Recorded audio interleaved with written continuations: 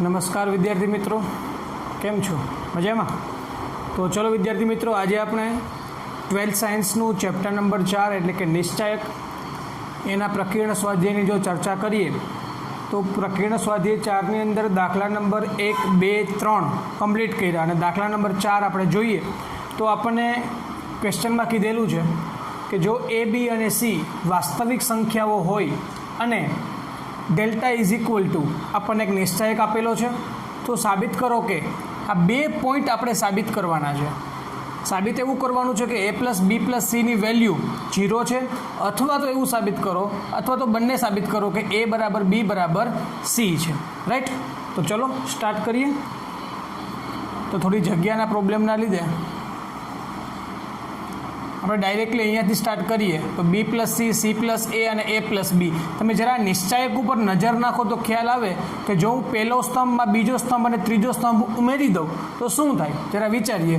તો બી અહીંયા પણ છે, અહીંયા પણ છે, એટલે 2b, સી સી એટલે 2c, એ એટલે 2a, સી સી એટલે 2c, બી બી એટલે 2b, એ એટલે 2a, એ અને એ એટલે 2a, બી અને બી એટલે 2b, સી અને સી એટલે કે 2c. કહેવાનો મતલબ શું થયો કે પહેલા સ્તંભમાં બીજો સ્તંભ અને ત્રીજો સ્તંભ ઉમેરી દઈએ તો શું મળે આપણને, તો કે આ બધું બમણું થઈ જશે, મતલબ કે 2a, 2b, 2c થઈ જાય, એટલે કે 2 times a plus B plus C થાય.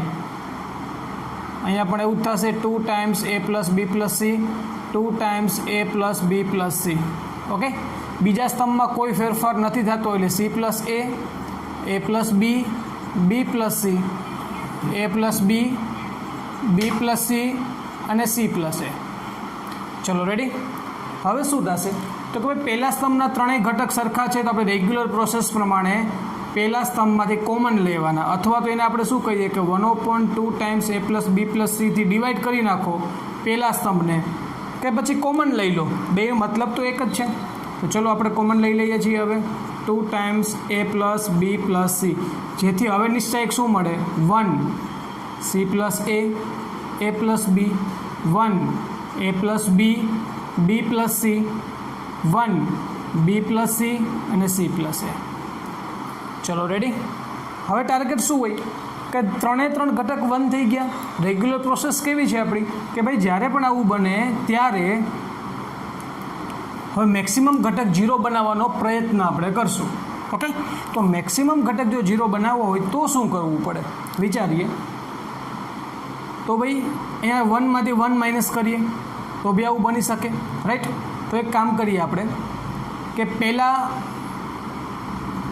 R2 માંથી R1 માઇનસ કરો અને R3 માંથી પણ R1 ને માઇનસ કરો.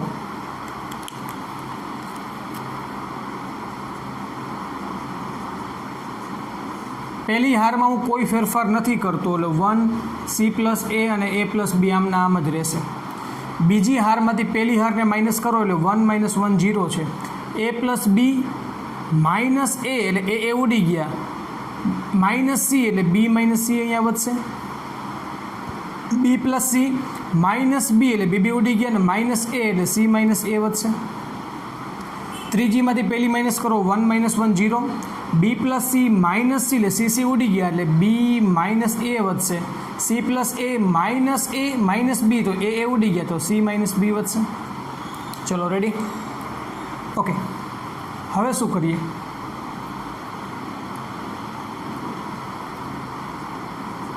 Two times A plus B plus C. હવે અહીંયા બે ઘટક 0 છે, ડાયરેક્ટલી વિસ્તરણ આપણે કરીએ ને તો 1 થી વિસ્તરણ થાય, 1 ઇન્ટુ સ્તંભ કેન્સલ, હાર કેન્સલ, એટલે આ બે ઘટકનો ગુણાકાર થાય એટલે કે B minus C into C minus B minus, હવે આ બે ઘટકનો ગુણાકાર એટલે કે બી માઇનસ એ અને સી માઇનસ એ. ચલો, 2 times A plus B plus C ગુણાકાર કરો તો બી ઇન્ટુ સી એટલે B C minus B square minus C square minus minus plus B C. ખાસ સમજો, માઇનસ બી ઇન્ટુ સી એટલે B C, B into minus A એટલે minus એ બી પણ આગળ માઇનસ છે એટલે plus A B.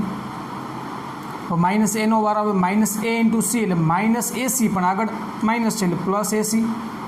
-a × -a એટલે પ્લસ એ સ્ક્વેર પણ માઇનસ છે એટલે માઇનસ એ સ્ક્વેર થશે. ચલો આટલું કરવાથી હવે શું લખી શકાશે તો કે ભાઈ મને અહીંયા માઇનસ એ square minus B square minus C square આવું દેખાય છે તો હું માઇનસ જો કોમન લઈ લો તો માઇનસ બાર આવી જશે એટલે -2 a plus B plus C થશે. અંદર શું વધશે બીજા કાઉન્ટ્સની અંદર આ માઇનસ એ સ્ક્વેર હતા હવે કેવા થઈ ગયા પ્લસ એ સ્ક્વેર, માઇનસ બી સ્ક્વેર હતા એ પ્લસ બી સ્ક્વેર અને માઇનસ સી સ્ક્વેર હતા એ પ્લસ સી સ્ક્વેર થઈ જશે. રાઈટ. હવે સમજો ખાસ આ પ્લસ બીસી અને પ્લસ બીસી એટલે +2bc પણ માઇનસ કોમન લીધા એટલે -2bc. આગળ વધીએ.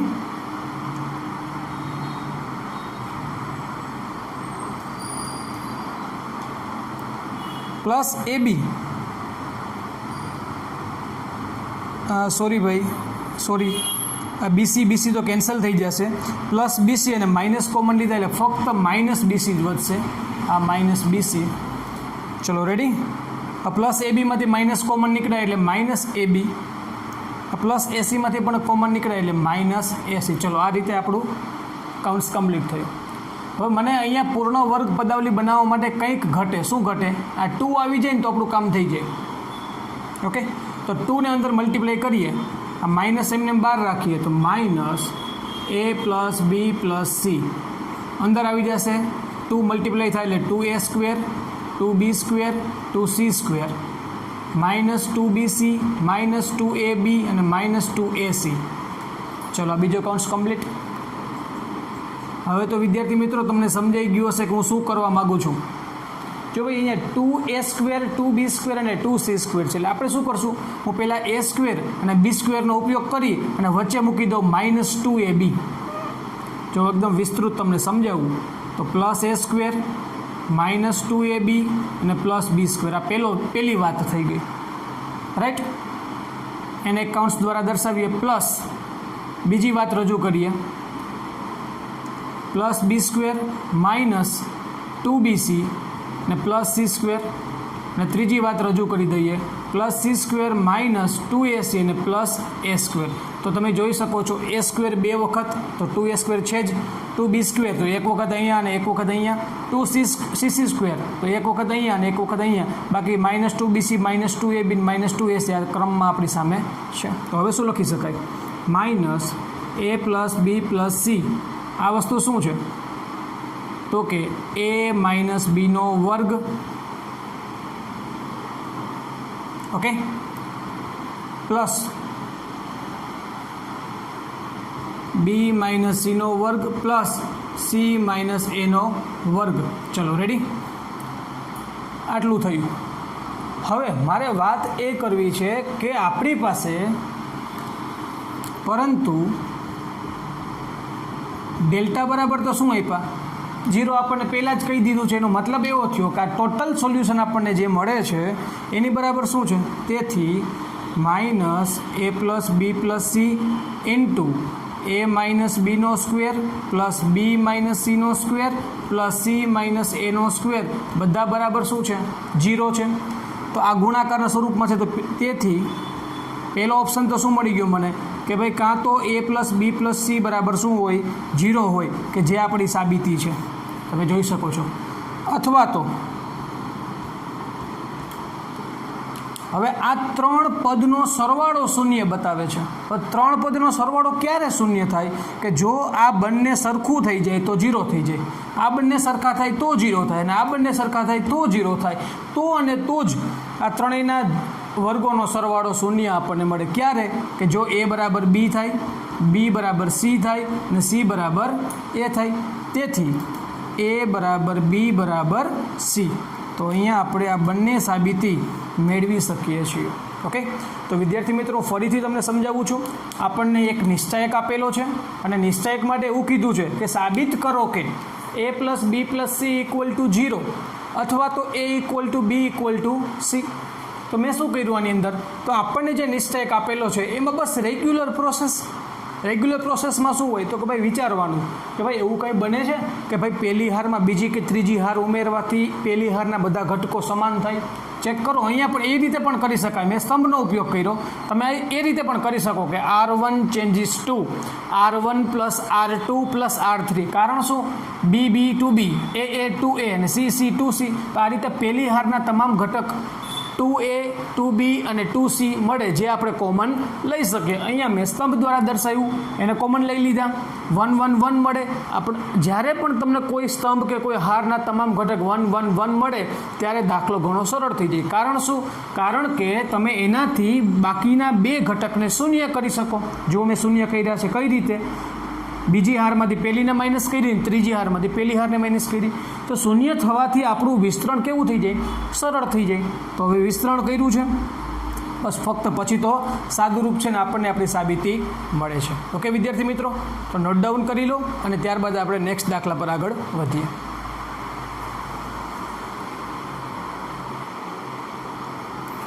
ઓકે વિદ્યાર્થી મિત્રો, ત્યારબાદ આપણે આગળ વધીએ દાખલા નંબર 6 ઉપર. તો આપણને એક નિશ્ચયક આપેલો છે અને એની સાબિતી આવી આપણે મેળવવાની છે. તો ચલો સોલ્યુશન ફાઇન્ડ કરીએ.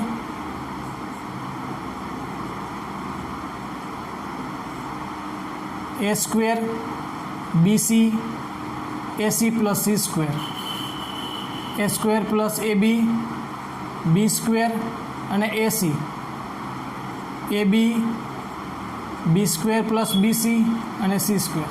ચલો, તો એક નજરે તમારે જોવાનું છે કે તમને શું દેખાય. તો ભાઈ મને તો એવું દેખાય કે પહેલા સ્તંભમાંથી અહીંયાથી પણ આ બે પદમાંથી પણ A નીકળે ને આ પદમાંથી A કોમન નીકળે. એવી રીતે બીજા પદમાંથી B કોમન નીકળે અને ત્રીજા સ્તંભમાંથી C કોમન નીકળે. કહેવાનો મતલબ શું થયો કે પહેલા સ્તંભમાંથી A કોમન નીકળે, કે જેને કહેવાય શું હકીકતમાં કે ભાઈ 1/A થી મલ્ટીપ્લાય કર્યા. બંનેનો મતલબ એક જ છે. બીજા સ્તંભમાંથી B કોમન નીકળે, કે જેને કહેવાય 1/B થી બીજા સ્તંભને મલ્ટીપ્લાય કર્યા. અને ત્રીજા સ્તંભમાંથી C કોમન નીકળે. રાઈટ? આવું કરવાથી થયું શું ભાઈ? A B અને C. ચલો, અહીંયાથી A નીકળી ગયા તો વધ્યા શું? A. અહીંયાથી A નીકળી જશે તો અહીંયાથી એક A વધશે અને અહીંયાથી B વધશે. A નીકળી ગયા તો B વધશે. ચલો, B નીકળી ગયા તો C વધ્યા, એક B વધશે અને અહીંયાથી એક B પ્લસ C વધશે. ચલો, C નીકળી ગયા એટલે A વધશે અને C વધશે. C નીકળી ગયા એટલે A વધશે અને C નીકળી ગયા હજી એક C વધશે. ચલો રેડી? તો આ રીતે આપણને મળે. હવે શું કરું છું હું કે ભાઈ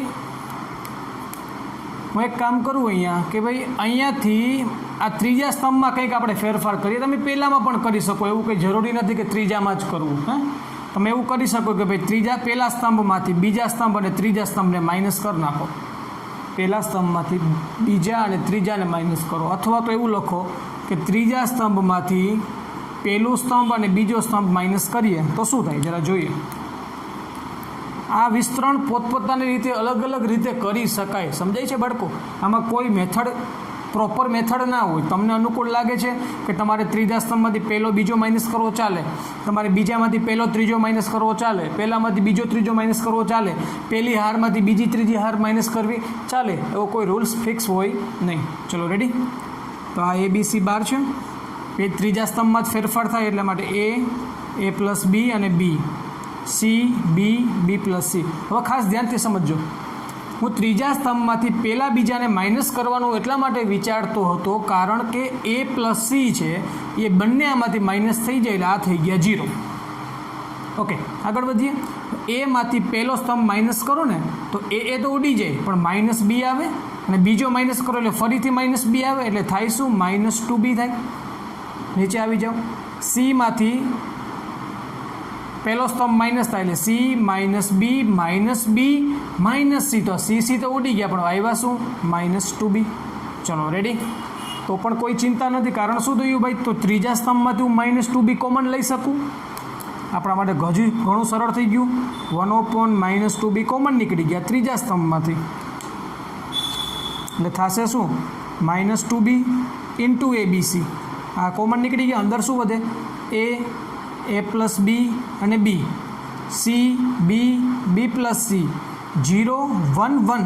આ -2B તો કોમન નીકળી ગયા છે. ચલો રેડી? હવે શું કરી શકાય કે ભાઈ હજુ પણ તમે એક કામ કરી શકો કે ભાઈ અહીંયાથી 1 1 મને દેખાય છે, તો હું શું કરીશ,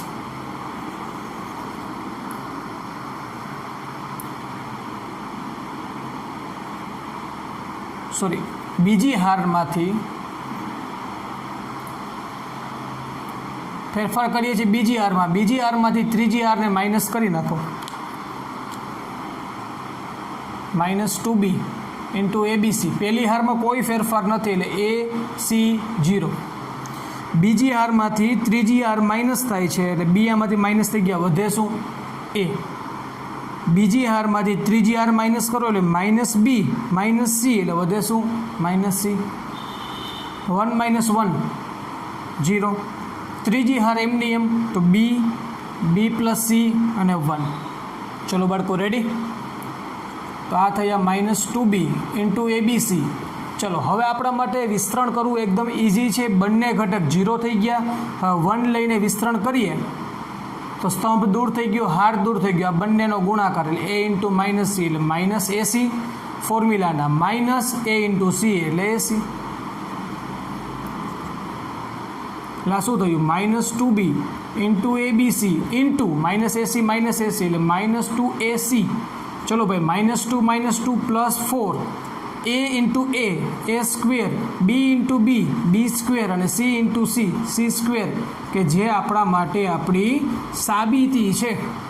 વિદ્યાર્થી મિત્રો, ખૂબ જ અગત્યનો અને એકદમ સરળ દાખલો કહી શકાય. મેં કશું નથી કર્યું. મેં પહેલા સ્તંભમાંથી, બીજા સ્તંભમાંથી અને ત્રીજા સ્તંભમાંથી અનુક્રમે a b અને c ને કોમન લઈ લીધા. ઓકે, કોમન લઈ લીધા. હવે ત્યારબાદ શું કર્યું, ભાઈ હજુ પણ આને થોડુંક સરળ સ્વરૂપ આપવા માટે, હજુ પણ આ વિસ્તરણ થોડુંક સરળ બને એના માટે મેં શું કર્યું કે ત્રીજા સ્તંભમાંથી પહેલા અને બીજા સ્તંભને માઇનસ કર્યા. બંને પદ સરખા ત્યાં કોમન લઈ લીધા. હજુ પણ 1 1 દેખાય તો આપણને શું મળે, એકદમ ઈચ્છા થાય કે ભાઈ ફટાફટ એને 0 કરી નાખીએ. 0 કરી નાખીએ તો શું થઈ જશે, દાખલો એકદમ સરળ થઈ જશે.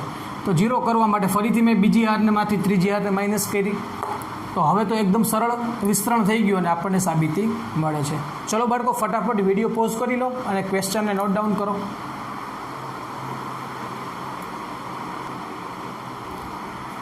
ચલો બાળકો, ત્યારબાદ ક્વેશ્ચન નંબર 7 જોઈએ. વચ્ચેના ક્વેશ્ચન આગળ આપણે કમ્પ્લીટ કરી લીધા છે. તો ક્વેશ્ચન નંબર 7 શું છે કે આપણને A ઇન્વર્સ આપી દીધો છે, એટલે કે શ્રેણિક Aનો વ્યસ્ત શ્રેણિક આપણને આપી દીધો છે. સાથે સાથે શ્રેણિક B આપેલો છે. તો આપણને પ્રશ્ન એવો પૂછેલો છે કે શ્રેણિક ABનો વ્યસ્ત મેળવો. તો જુઓ બાળકો, ABનો વ્યસ્ત મેળવવો હોય ને તો મેટ્રિક્સ A હોય અને B હોય તો પહેલાં બંનેનો ગુણાકાર કરીએ અને પછી ગુણાકારથી પણ એક શ્રેણિક મળે અને પછી એનો શું કરીએ, વ્યસ્ત કરીએ. પણ આપણી પાસે મેટ્રિક્સ A આપેલો નથી, ભૂલ ના કરતા. આપણને A ઇન્વર્સ આપેલા છે, A આપેલો નથી. જો A આપેલા હોત તો સરળ પડત આપણા માટે, કારણ કે A અને Bનો ગુણાકાર કરીત અને પછી ડાયરેક્ટલી એનો વ્યસ્ત આપણે મેળવી લેત. તો શું કરશું હવે, તો ભાઈ આપણે એક ગુણધર્મ ભણી ગયા. ગુણધર્મ શું હતો કે ભાઈ AB inverse is equal two B inverse into A inverse, મતલબ કે રિવર્સ સ્ટેપ લેવાના. AB નો વ્યસ્ત બરાબર Bનો વ્યસ્ત ઇન્ટુ Aનો વ્યસ્ત. તો ભાઈ આપણી પાસે Bનો વ્યસ્ત છે નહીં, પરંતુ Aનો વ્યસ્ત આપણી પાસે છે. તો હવે કામ શું કરવાનું છે, ફક્ત Bનો વ્યસ્ત જો મેળવી લઈએ ને તો Bનો વ્યસ્ત મળી જાય તો એ Bનો વ્યસ્ત અને Aના વ્યસ્તનો ગુણાકાર કરશો એટલે આપણને આપણો AB ઇન્વર્સ મળી જશે. રાઈટ. તો પહેલો ટાર્ગેટ શું છે, B ઇન્વર્સ આપણે મેળવવાના છે. ઓકે, તો ચલો સ્ટાર્ટ કરીએ. B ઇન્વર્સ મેળવવા માટેની પ્રોસેસ.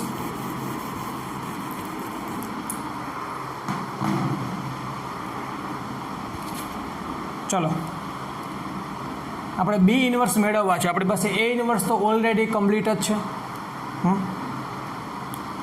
તો ભાઈ B ઇન્વર્સ માટે શું લખી શકાશે કે B inverse is equal to 1/ડિટર્મિનેશન of B into adjointment of B. Right. તો પહેલું કામ છે શ્રેણિક Bનો નિશ્ચાયક મેળવવું. તો ચલો સોલ્યુશન મેળવીએ.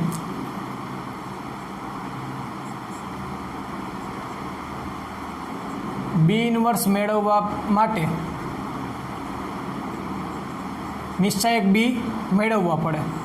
તો 1 2 -2 -1 3 0 0 -2 1. ચલો આનો નિશ્ચાયક શું થશે મેળવીએ આપણે. 1 ને લઈને પ્રોસેસ કરીએ. સ્તંભ કેન્સલ, હાર કેન્સલ, 3 1 3 આગળ આવો એટલે -2 થાય, સ્તંભ કેન્સલ, હાર કેન્સલ, -1 × 1 તો -1 થશે, આ તો 0 થઈ ગયા.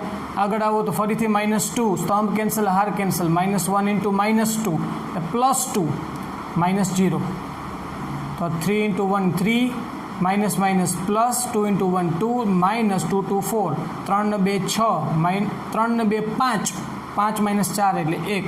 Therefore determination of B is equal to 1 is not equal to 0. ભાઈ અહીંયા આપણને શ્રેણિક બીનો નિશ્ચયક 0 મળતો નથી, તેથી બી ઇન્વર્સનું અસ્તિત્વ છે. ચાલો હવે બી ઇન્વર્સ મેળવવા માટે શું મેળવવું પડે? એડજોઇન્ટમેન્ટ મેળવવા પડે, રાઈટ. હવે એડજોઇન્ટમેન્ટ ઓફ બી મેળવવા માટે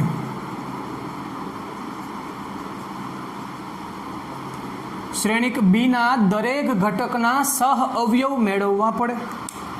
તો કઈ રીતે મળશે? જુઓ,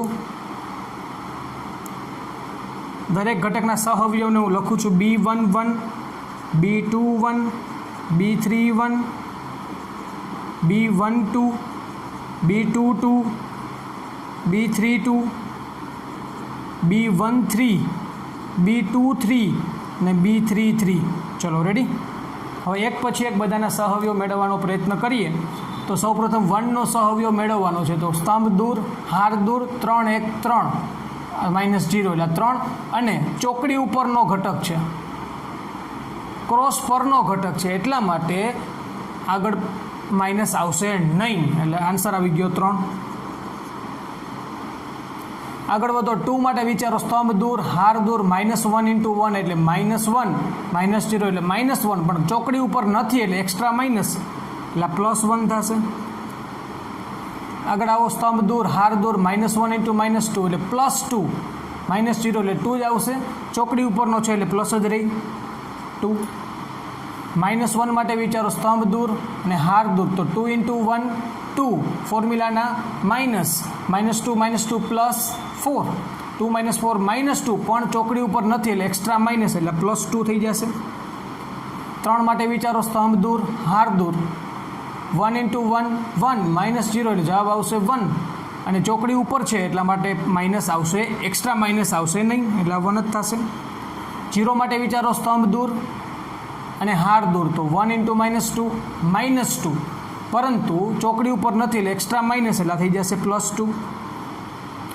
0 માટે વિચારો. સ્તંભ દૂર, હાર દૂર, 2 × 0 એટલે 0, ફોર્મ્યુલાના -3 × -2 એટલે -6 એટલે +6, ચોકડી ઉપર જ છે એટલે એક્સ્ટ્રા માઇનસ ન આવે એટલે આન્સર આવશે 6.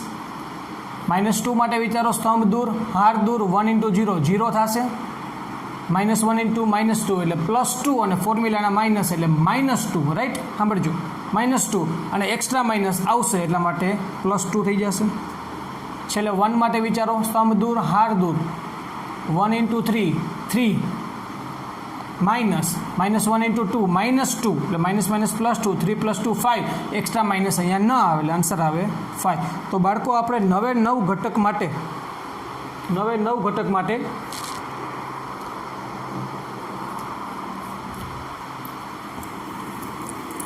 સહઅવયવ મેળવી લીધા છે. ઓકે, તો હવે આપણા માટે તેથી એડજોઇન્ટમેન્ટ ઓફ બી લખવું ને આપણા માટે સરળ થઈ ગયું. એનું કારણ શું છે? આ નવે નવ ઘટકને શ્રેણિક સ્વરૂપે જોવાના અને પછી એનો પરિવર્ત શ્રેણિકમાં ફેરફાર કરીએ એટલે આપણને એડજોઇન્ટમેન્ટ ઓફ બી એટલે કે સહઅવયવત શ્રેણિક મળી જાય. કોનો? બી શ્રેણિકનો. 3 1 2 પરિવર્ત કરતો જાઉં છું. 2 1 2, 6 2 5. ચલો, હવે આપણા માટે એકદમ સરળ છે શ્રેણિક બીનો વ્યસ્ત શ્રેણિક મેળવવો. હવે B inverse is equal to 1 determination of B into adjointment of B. તો 1 ડિટર્મિનેશન ઓફ બીની વેલ્યુ 1 છે અને એડજોઇન્ટમેન્ટ ઓફ બીની વેલ્યુ 3 2 6 1 1 2 2 2 5. ચલો રેડી. એટલે આપણને અહીંયા બી ઇન્વર્સ શું મળી ગયા ભાઈ? 3 2 6 1 1 2 2 2 5. ચલો, હવે આપણે જવાબની એકદમ નજીક છીએ. કારણ શું? કારણ કે A B inverse is equal to B inverse into A inverse થાય. તો આપણી પાસે બી ઇન્વર્સ તો હવે મળી ગયા. 3 2 6 1 1 2 2 2 5. એ ઇન્વર્સ શું છે? 3 - 1 1 -15 6 -5 5 -2 અને 2. ચલો રેડી. હવે બંને શ્રેણિકનો ગુણાકાર કરીએ આપણે તો ખ્યાલ આવે કે 3 3 9 2 - 15 એટલે -30 ને 6 5 +30 આ બંને કેન્સલ એટલે આન્સર શું આવ્યા? 9. આગળ વધીએ. 3 × -1 એટલે -3, 2 × 6 એટલે 12 ને 6 × -2 એટલે -12 આ બંને કેન્સલ એટલે કેટલા આવ્યા? -3. ચલો 3 × 1 એટલે 3, 2 × -5 -10, 6 × 2 +12, 12 - 10 એટલે 2 ને 2 + 3 મતલબ કે 5. ચલો આ આપણને મળી ગયા. 3 × 1 3, 2 - 5 -10, 6 2 12. ચલો રેડી. હવે નીચે આવીએ. 1 × 3 3, 1 × -5 -15, 2 × 5 10 એટલે 10 ને 3 13 -15 એટલે -2. 1 × -1 -1, 1 × 6 +6 ને 2 × -2 -4, -4 -1 એટલે -5 +6 એટલે 1. લાસ્ટમાં જોઈએ. 1 × 1 1, 1 × -5 -5, 2 × 2 4, 4 + 1 -5 0, 5 - 5 એટલે 0 થશે. લાસ્ટમાં જોઈ લઈએ હવે. 2 × 3 6 + 2 × -15 એટલે -30 અને 5 5 25, 25 ને 6 31 -30 એટલે 1. ચલો હજી 2 બાકી છે. શું છે? 2 × -1 -2, 2 × 6 +12 અને 5 × -10 સોરી 5 × -2 એટલે -10, -10 -2 એટલે -12 12 કેન્સલ એટલે 0 થઈ ગયા. 2 × 1 2, 2 - 5 -10 ને 5 2 10 એટલે આન્સર આવશે 2. તો વિદ્યાર્થી મિત્રો આપણને અહીંયા આપણો ફાઇનલી આન્સર મળી ગયો છે એ બી ઇન્વર્સ. આ આપણો જવાબ છે ફાઇનલી. ઓકે. હવે આમાં વધારે કોઈ ચર્ચા કરવાની જરૂર નથી કારણ કે ફક્ત આપણે બી ઇન્વર્સ મેળવવો પડશે જેથી આપણું આ ફોર્મ્યુલા બને અને આપણને આન્સર મળે. વિડીયો પોઝ કરી ક્વેશ્ચન નોટ ડાઉન કરીએ. હવે આના પછીના દાખલાઓ આપણે નેક્સ્ટ લેક્ચરમાં જોઈશું.